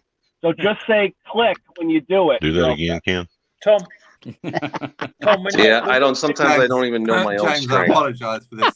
In all That's why you gotta have a little ratchet. So Ken, it's like this, is it? Tom, when you're making spoons, do you have a service manual for that? Do I have a service manual for that's up here, mate? Same thing. No, it was a serious question. I appreciate it, James. So you generally find across the board they're fairly similar, and you don't check each one. Yeah, I mean, some of them, the clones, you can't find manuals for usually. No. So you just kind of go by what. But there are standards for M6, M8. Exactly. Bolts, nuts, with or without a collar, stuff like that. Yeah. I thought that, Klaus, but then I found going into magnesium, going into steel, going different alloys. Well, obviously they'll be taught to different specs as well. Sure. Yeah, but steel on steel, it's steel on steel. Yeah. Yeah. No. Good point. Okay, well, I've got to push on. We've got a trip to make today. All Where you right, going? where you going? Granbury, Texas. Oh, just down the I road. didn't Then. say I had a fun trip. Yeah. Well, have a good one, Bill. Y'all be Enjoy the safe. see y'all Take care, later. Bill. Yeah, usually you see that every time you get a manual for anything, they Yeah. always list the generic I got one of those hanging up in my shop now. Yeah. Yep. They do. But, so when you're going into plastic and stuff like that, you gotta err on the safe side. Yeah, you'd rather have it too loose than the other way. Yeah. I've seen people mess up the spark plug holes where they over torque it past 20 foot-pounds, and then you have to ream it out and put an insert in. Seen that happen way too many times, and sometimes I don't even know my own strength. Yeah, I've Use a done back- it. I've done the same, I'll be even right with the back. torque wrench. Yeah, I don't. That's one of the few things I never torque is a spark plug. 20 foot-pounds is just crazy, especially into an aluminium cylinder. Initial That's initial true. torque. I never crush the never washer. use a torque wrench on a spark plug, which is No. funny because I use it on everything else. Oh, really? Yeah. Yeah. Well, just about, and you don't need to. I mean, it's really only a few bolts that are important, but Yeah. the spark plug, just snug it up. You don't even measure that torque. There's a big difference between the tapered plugs and the plugs with the crush washer. Correct. Yeah. That's what I'm saying. It's initial torque, not if you're going to reinstall the spark plug after cleaning it. It's less because you don't need to crush it anymore. So it's 20 foot-pounds just for the initial. That's what I found on a lot of the Generacs are 20 foot-pounds. I know. Same- So same how with much the is it head after bolt. that, Gary? The head bolts, the same thing. They stretch. They do stretch, and they want you to replace them every time. Generac will, if it's a 4-bolt pattern, you'll start at 15, and then you'll finish at some of them at 55 foot-pounds, but most of them are about 30 to 35. Right. Yeah. Okay, I'm shocked at how light they are. I got a question here. When you guys torque, say, head bolts, do you lubricate the bolts? Oil. No. Yes, absolutely. Okay. You're supposed to. You're supposed to. No, I don't no, always. I mean, normally, torque settings are done dry. Yeah. But Service yeah, manuals will list wet versus dry, but not many. If you go to ARP's website, ARP Fast Food, they got a huge section on lubrication. You're coming in double. Your mic is something wrong there. I've got echo from you, Hank. I hear that. Yeah, I got echo for you, Nick. Echo. Everybody's got an echo. Echo. Yeah, a lot of echo. Yep. Hello. Okay. So, that's- Hello. Klaus, do you lubricate cylinder bolts when you put them in? That's that cheap. That's that Absolutely. cheap Dodge American Oh, you do? engineering, isn't it, for you? Ah. yeah. Anytime I mean, my OCD dictates I cannot stand the feel and the sound of a dry bolt going in. I just can't. I mean, I No. just ATF oil and in it goes. That's it, and it goes exactly.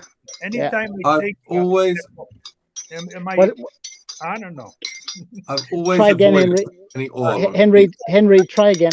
Anytime I take a bolt out, a head bolt out, it automatically goes into oil, and I Yeah. store it in there like that.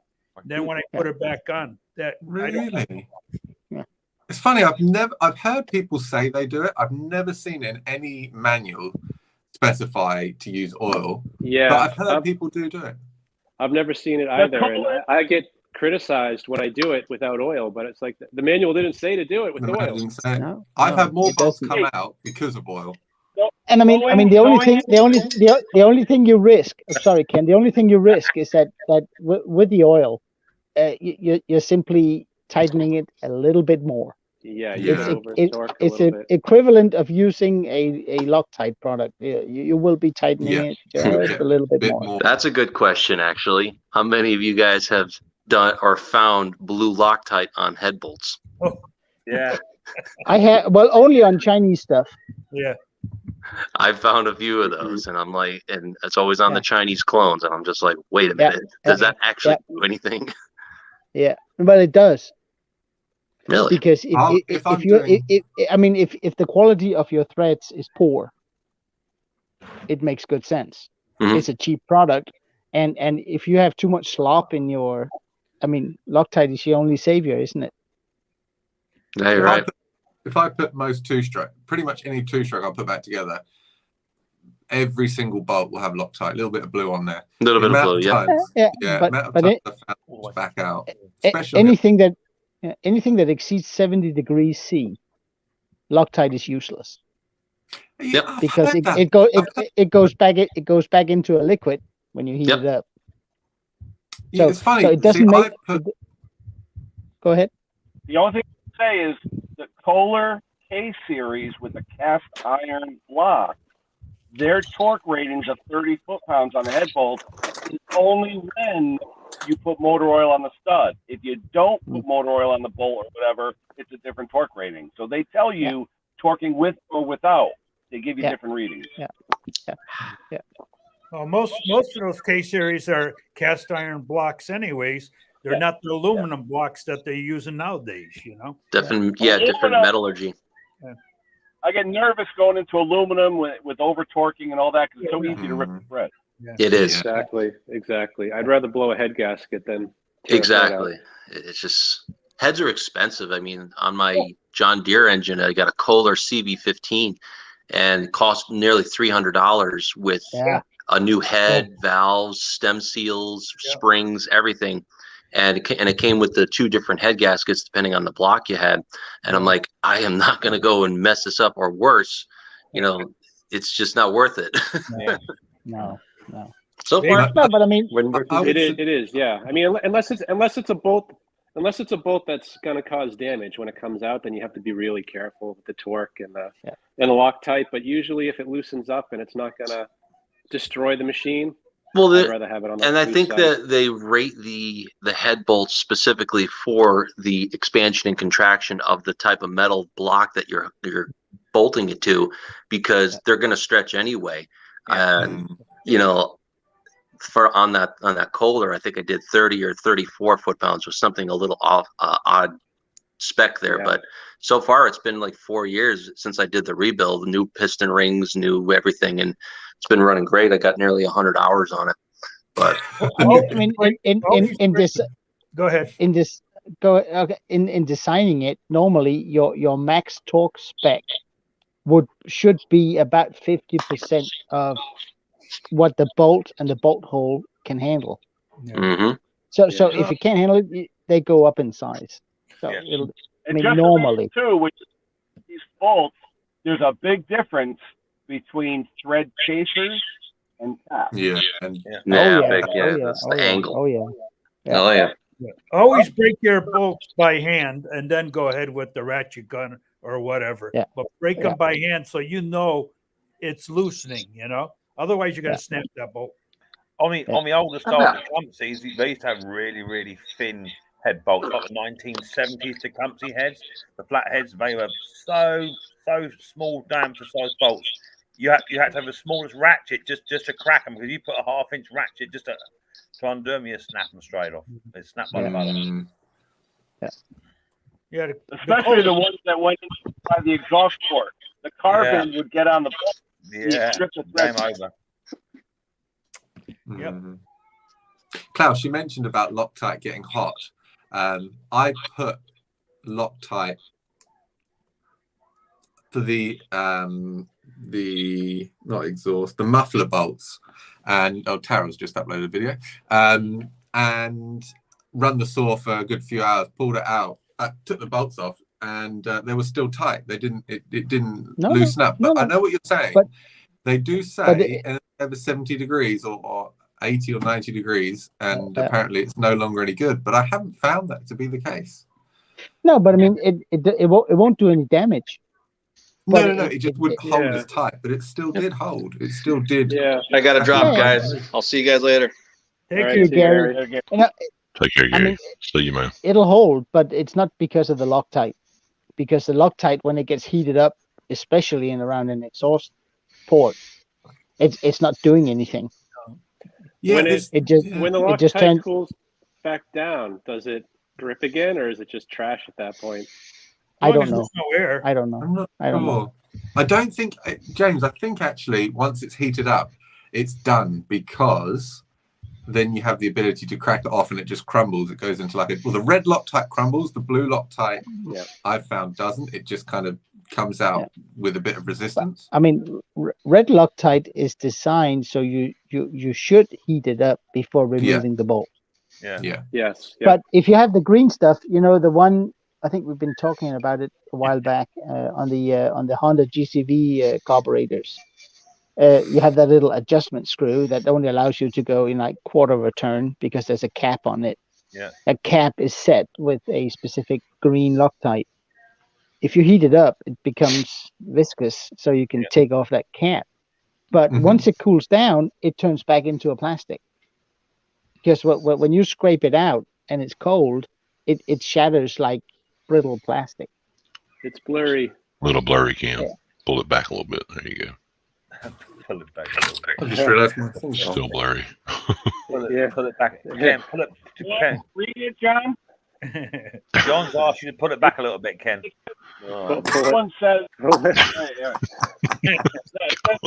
loosen a Loctite bolt, spray a solvent-like brake cleaner directly on the bolt, place a wrench on the bolt, tighten it slightly. The solvent will loosen the compound, and you'll be able to remove it after several minutes. That's what they're saying. Yeah. That's what Loctite is a plastic. So yeah, it might. Let me.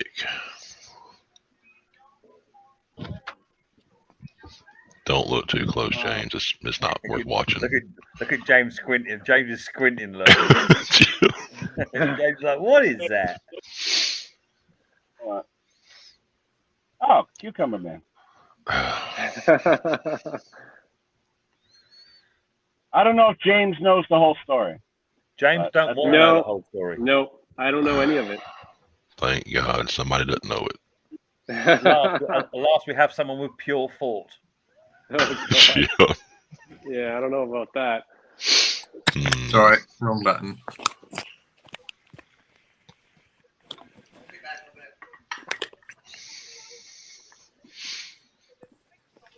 It's gone all quiet. Why has it gone all quiet? We're all. I don't know. Someone asked you a question, Tom. You hadn't answered. Yeah. I think everyone was thinking about the cucumber. Oh, I missed that bit. I pushed the wrong button. No, that's because this is a vegan channel, and we kind of like to discuss our vegetables. And, Klaus. Poor John. Is Hank taking his grandpa nap, is he? Oh, there's Stella. Stella is the other certified Loctite person in Trouble causer. Oh, Loctite person.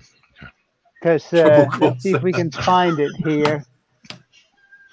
Can you guys see that? I can't see it myself. Oh, the certificate. There we go.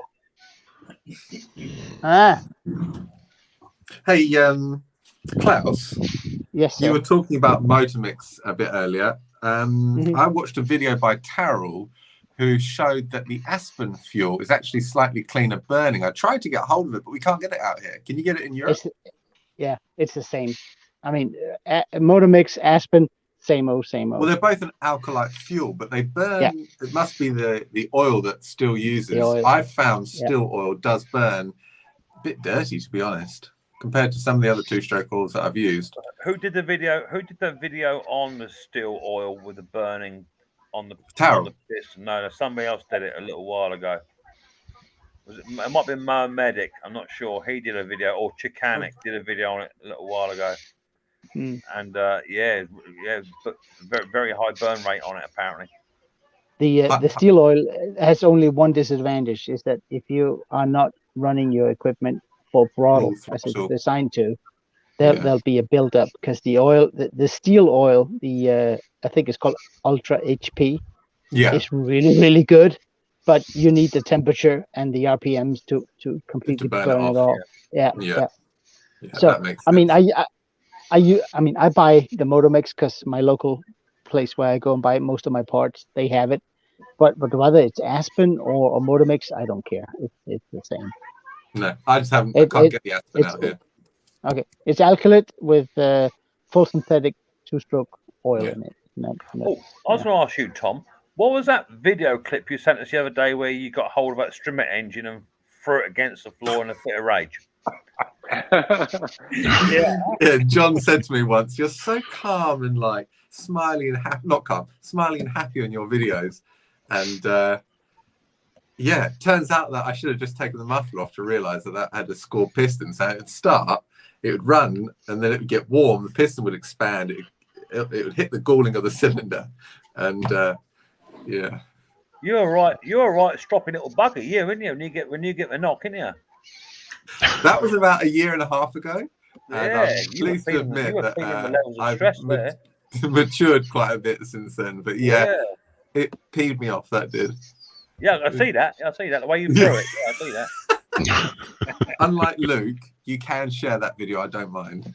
I already have. It's on my Instagram. Yeah, it's fine. If it gives people a laugh, it makes me smile too. So that's all good. But yeah, if something doesn't work like that. It's been a while since Luke has been up on any of these things, hasn't it? Yeah. I messaged Luke last week. We had a little message conversation. He's all right. I think he might think this video might surface again. I think everybody's just thought, you know, at some point you just reach a point in your YouTube career where you have got to take a bit of time out because, you know, family comes first, and you know you got to just have a think. Look at John Clem. He done one. When something's on fire, family comes last. Did you see how quick he ran out the door? John did one video, then took 6 months out, didn't he? Yeah. What? I said you did one video, then you took 6 months out. I'm taking a break. I'll let edit it. No, but I mean, one video gets 100 subscribers. Okay. Yeah. I mean, no, he was on another video. He was on my video, my latest video.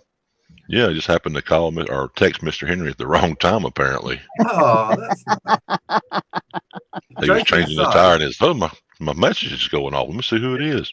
I feel Joking bad. aside, interfering. that video. Sorry, John, I interrupted. No, I'm sorry, Tom. Go right ahead, Fireman Tom. Okay, thanks, mate. Joking aside, Ken, did you ever get anywhere with your videos on fire extinguishers?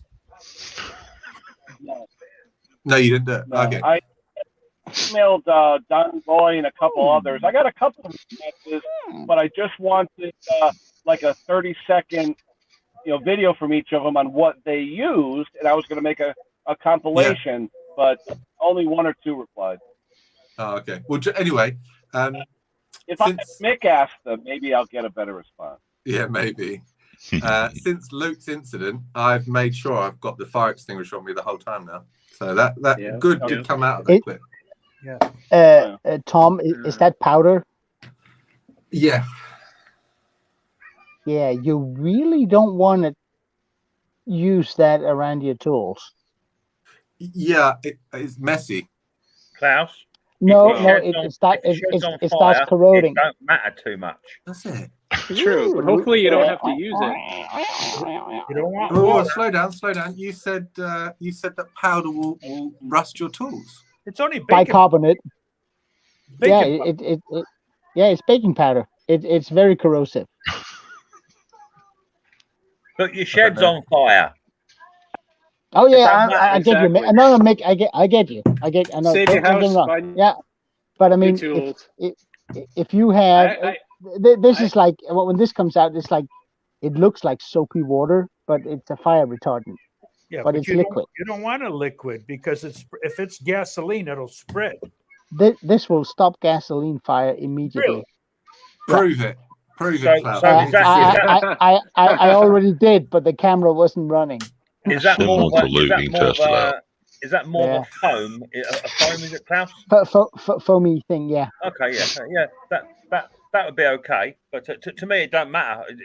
Irrelevant. If there's a fire in my workshop, I just want it out, and I can replace the tools. I get you, but I mean, every electronic tool you have will most likely suffer if you use bicarbonate powders. Never knew that, Klaus. I appreciate knowing extinguishers. it. To be fair, it's not exactly. Or you can just do what Luke done and set fire to your shed and just run out and leave your wife in there. You can do that. Stomp all over. Leave. That's the one. Yeah. Yeah. I mean, I had, I think I've told you guys before. I had the classic one. I had a flooded engine on a tractor, and there was liquid in the combustion chamber. So I just took out the plug, put the spark plug cap aside, and wanted to rotate the engine a couple of times to let it puke out all the liquids, and it did.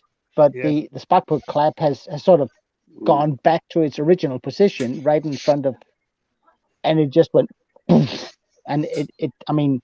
3 seconds, and you have flames 5 feet high in your shop.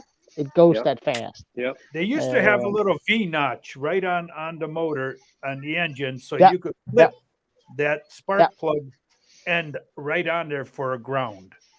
Yeah, and the funny thing is, Hank, I saw that afterwards.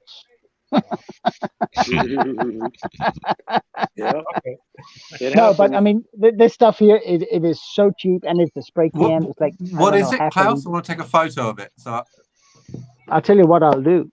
Can you hold it up? I already used half of this one. Can you guys see my this side here? You see this? Yeah. It's like a soapy water type of thing. Make a fire, Klaus. Make a fire. Make a little fire. No, seriously. Put Tom. Fire. No, I'm being serious. Put a bit of fuel on your table and then light it up and spray it. I want to watch it. Yeah. That's not going to happen. Sorry. No. What's wrong with you? Because my table is there's a chainsaw there and it's in pieces. I've got to be honest. Right? I've got to be honest with you. First impression, and I know you're sort of saying, not that you endorse a product, but you say it's good and what have you. No, that looks like a little bit namby-pamby. There's nothing wrong with that. Yeah. Well, I'm in I tell you what. No. I know. That one is over here. Yeah, Klaus, just put a little bit of fuel on the floor, mate. That looked more Yeah. That looked more like fly repellent spray or something like that. That's what it looked like. Can we get Luke to do a review on fire extinguishers? No. Say again, John. Can we get Luke to do a review on fire extinguishers? No, Luke is more interested in doing videos on how to start fires. Yeah. Okay, gotcha. That's Klaus, illegal. What's it called, Klaus? What's the stuff inside that called? I hold on. This is powder. Yeah. What's your one? I don't want this rotting my tools out. I'm trying to understand what the thing says. It doesn't say. You have problems because it's in English. Yeah. Each bottle should tell you what it's good for. Fire equipment. Yeah, I don't know.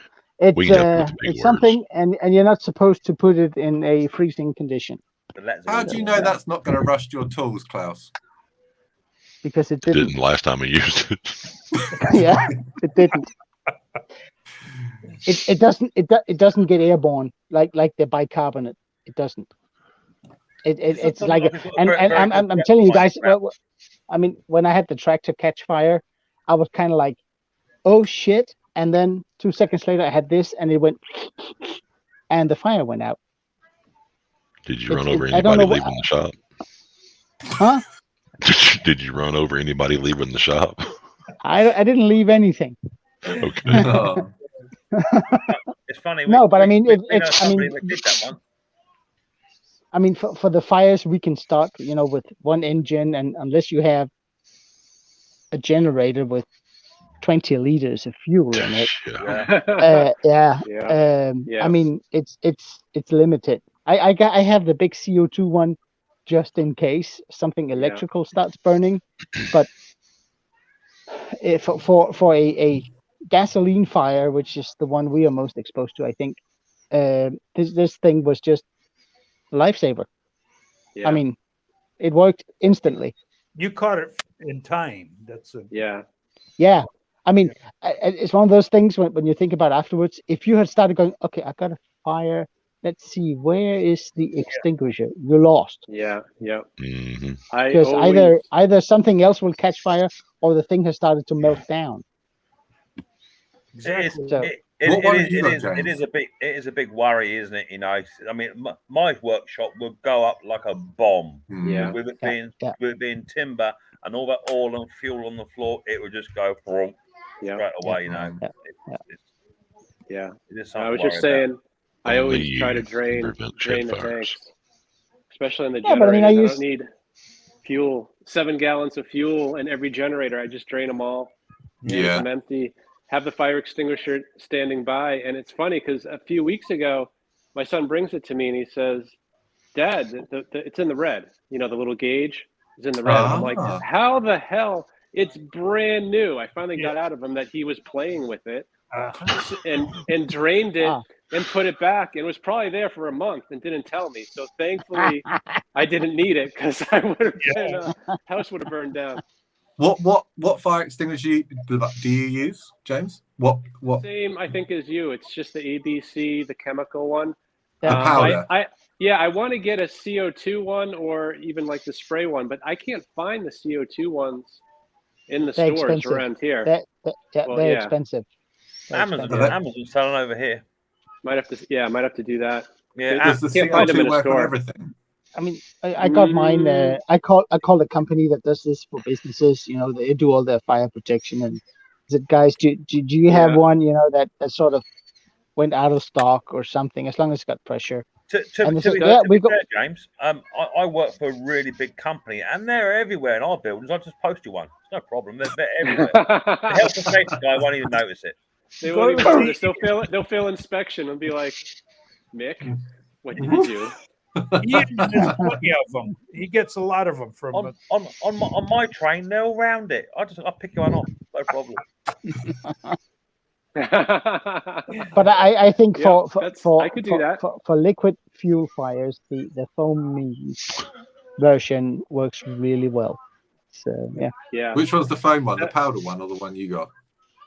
This is foam. Well, the good thing, yours is powder. Yeah. The good thing too, the powder ones, once you use it, even if you use it a little bit, that's it. The pressure leaks out, and it's does done. it? Yeah, you can't use it twice. I used about half a can for my latest.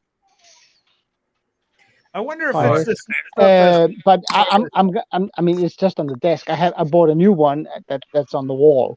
So, I mean, you can use it a little bit, but then you got to go buy a new one. But it's only like $15. I mean, So, remember the fire we had in Bradley Airport, and they used that foam that went into the river and all that, and corroded all. I wonder if that's the same stuff. Probably. It might be. They do use a foam type substance on the jet fuel fires. But I mean, if you have the thing that most people don't think about is that the powder, the bicarbonate, the powder ones, if you introduce that to hot aluminum, you will increase the temperature in the aluminum with about 200 degrees C. So the second it hits the aluminum starts melting. Wow. Yeah. And so you're actually not supposed to use powder on fires where, say, you have a tank vessel that's aluminum. You're not supposed to use powder on those. Okay. It's a chemical reaction thingy, I was told. Oh. I might need to upgrade. Yeah, me too. I used to work with tanker trucks hauling gasoline and diesel. And we had one that caught fire. And when the fire department arrived, I don't know if they were rookies or what they were, but instead of waiting for the truck that brought the water and the foam, they start laying out powder. And the instant the powder hit the tank vessel, it melted down, leaking even more fuel. So. Yeah. Dutch site. Welcome back, Ken. Yeah, welcome back, Ken. Oh, it's can a you hear Dodge. me? The Dodge mic is working again. Yeah, but you guys are coming over like. How'd that go. The Dodge speakers are acting up. I've sent a message to the group chat. My microphone. Ken, your cat is over James' house. Yeah, he makes an is that appearance Virgil? once in a while. Yeah, Virgil. Virgil. Oh, where do we got? Hey, there's Virgil. Oh, that sucks. Hey. There you go. Hey, Virgil. Daddy. He My looks a cat's lot not like allowed. mine. Daddy. He looks a lot like mine. Cat. Yeah. Hey, that's Riley. James, that's James's cat. Say hi, John. Hey, Riley. Hi, John. There you are. How are you? Well, that's cute, isn't it? Oh, love Can we keep Oh, it? Yeah. little kitty cat. Riley wants to know if we can have your cat, James. You can post it Yeah, over, mate. There Yeah, sure. I'll put him in a box. you go. Yeah, put it he in shot the the other cat. I love that. My son actually made a cat catcher because we have 2 strays that we feed. He wants to bring them inside, so he made this elaborate thing. I'm gonna throw it away, but it looks like a torture device. Where is it? Right there. Oh, That looks like something John made. Best effort. Mhm. you can't throw that away. Like there's easier ways to catch a cat. But don't. Yeah, just keep feeding it. It'll come right. He wants me to catch the cat and bring the cat to the vet in that thing. I'm like, no, I have a cat carrier. Why would I do that? He's very crafty. That's what they make. Have you heard of pellet guns Halon? Hey, Have you heard of Halon fire extinguishers? Halon. Yeah, Yeah. I have one, but they are Yeah, illegal here now. That takes the air right out Really? of it. they use in data centers. They do, but not here anymore. Yeah, it'll put the fire out, but it'll kill you Yeah. if you're in Yeah. there. If you're over a certain degree and you introduce halon, it produces a toxic gas. Yep. Other than expelling the air, the oxygen, but it also produces Yep. a toxic gas. I actually have an old one in the basement. I'm going to replace it with CO2 one of these days, but it's very efficient, but it's not good Oh, yeah. for you. But it'll kill everything. The fire, Yeah. you. Yeah. Yep. Okay. Hey, it'll I'll stick it'll with- save the building. Yeah. I think I'm going to get a. And Oh, I mean, inside a house or a room or a shop where there's no fresh air and wind, CO2 is really efficient. I'm going to get a CO2 one. I don't want to be corroding my tools. Apparently, that powder sticks around for a long time as well. I mean, I can tell you, if you take a brand new car that has a fire inside the cabin and you set off one of those extinguishers, you're going to total the car because everything inside the cabin is a goner. Okay. Yeah. We're having all this fire extinguisher talk, and Luke's not even here today. Yeah. John, you're a bad man. You're a bad influence on me. That's a fact. Oh, whatever. Everything seems to be powder. I think it's out in the open who is bad influencing who. I think that's To be fair, Klaus, I've been quite well behaved today.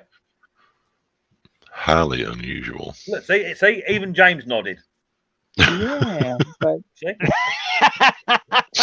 James is going, what am I doing here? I've been quite well behaved today.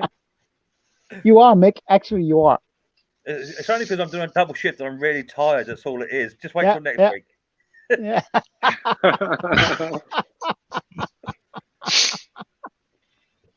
Yeah, well. Wayne has the best explanation up there. You need the Class B fire extinguisher for flammables, liquid. Oh, do you? CO2. Yeah. You know? CO2 will do flammable liquid. Yeah, I can't well, find It will. CO2 anywhere. But if you have say you have a diesel fire that is really hot, it'll take out the flames. But the second you let go of the extinguisher, it'll just reignite. over here in the UK, we've got this company called the Fire Brigade, and what you do is, if you have a really big fire like that, I think it's 999. You might get the number, but you push this number, and someone goes, "Hello, you've got a fire." They turn up in this big lorry, right? It's normally red, and they take care of it for you. So that's what we do in the UK. Yeah, but That's not the Nick, problem. around The here- problem is the problem is the 20 minutes it takes. It'll be too late. It takes for them to get there. I was gonna say around here, Yeah, if you they'll just haven't watch given it. to the They'll local watch it burn. fire food drive, they're not gonna show up. They Oh, paint a big X in the yeah. road in front of your house. They'll take their That's time. true. Hey, they You know, know. you- They know charity. They know. You know, they break in front of Mickey Mowers and then they just take off again. Yeah. Well, look, we're Oh, not it's that doing guy. that. Keep on going. let's get it right. My local fire brigade, they would come straight away. Did you not see what they did for Riley's birthday during lockdown? Do you know what I mean? Yeah, They would be yeah, here in yeah, a flash, so it's not a problem. They are good, but When you Thank you, Ray. have your local fire brigade rock up at during lockdown probably with fixes their their and lawnmowers. sirens going and all that, come down to sing happy birthday to Riley. That was brilliant, man. Look at poor Tom. Nice. He's so into this. no, Yeah, but I mean, guys, I'm just trying to find the right way. No, but I mean, if it's between you, the fire, and your shop, I mean, any extinguisher will be better than no extinguisher. I'm just Yeah, saying but that I've got thousands and thousands of dollars just in one drawer of electrical Mitutoyo equipment. I don't want to be spraying it with, possibly ruining it with. get foam. Get foam. Get Well, I'm it looking at insured. CO2 at Get the it moment. insured. CO2 and foam. If you've got a liquid fire, Sure. foam is Get good. It's good insured. foam. Get it insured. Ain't gonna worry about it. I mean, Yeah, the my cost insurance of company, the my house insurance insurance company, won't cover it. my insurance company, they love me because what I did with this building is that it's all OSB boards, right? But then on top of that, it's drywall, and the ceiling is, they call them Trolltech, but it's like a cement Yeah, cement board. Yeah. thing, Yeah. something. It really doesn't burn. Oh, So over here we call that asbestos. Yeah, well, that works too. But I think it's an eco-friendly version of asbestos. Yeah. But when the insurance guy came out, he says, "Yeah, no comment, no comment, no comment," and then he went out. So that must be good. Oh, listen to this. Carbon dioxide fire extinguishers should not be used for flammable gases, butane and methane. Yeah. I mean, the best thing for flammable liquids is powder. Okay, I'll forget But- CO2. I don't know why you mentioned CO2. But CO2 will do the trick. It's just CO2 is best for electrical. Yeah, CO2. I've CO2 got- is good for small liquid I've got fires, powder. short, sharp blasts. Yeah. and it just- You want to get rid of the powder, but before you get rid of the powder, get foam. Foam. Yeah. I'd keep it as a backup. Just in case. Yeah. as a I'll Okay, you backup. get- give yeah. it to Katrina for her car. Always No, have I a mean, couple. if the choice is between the tools or the house, you know, Yep. yeah. Exactly. Don't worry about the tools or the equipment. Save the house. And that Yeah. extinguisher you have there, Tom, it will last you about 8 seconds, then it's empty. The Yeah. 1 kilo one. And hopefully your insurance company will cover you, because if you did a business out of your house and it wasn't classified as a business, you won't get anything. They won't cover you. No. No. I had 8 mine. seconds isn't long, is it? Yeah, no, about 8 seconds, full blast. It's gone. Yeah. Yeah. That reminds me, I must get my electrician to come around and certify my work down a workshop.